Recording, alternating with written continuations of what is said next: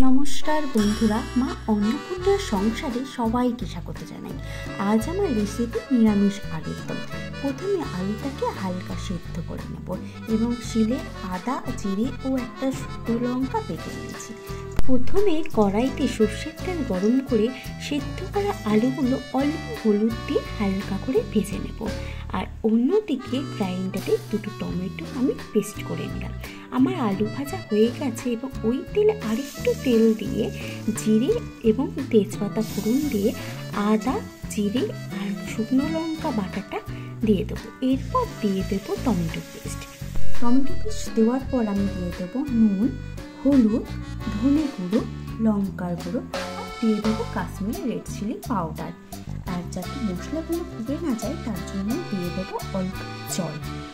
এরপর আমি দিয়ে দেবো একটু চিনি, টেস্ট আর কালার দুটোর জন্য। মশলা কষানোর সময় লক্ষ্য রাখতে হবে যাতে মশলাটা পুড়ে না যায়। এই আলুর দমটা খেতে দারুণ লাগে। মশলা কষানো হয়ে গেছে, এরপর এর মধ্যে দিয়ে দেবো ভেজে রাখা আলুগুলো দিয়ে একটু নাড়াচাড়া করার পর এর মধ্যে দিয়ে দেবো জল দিয়ে নাড়াচাড়া করে এটা ঢাকা দিয়ে রাখতে হবে। এরপর ঢাকনা করে দেখতে হবে আলুগুলো সেদ্ধ হয়ে গেছে কিনা। আমার এখানে আলুগুলো সেদ্ধ হয়ে গেছে।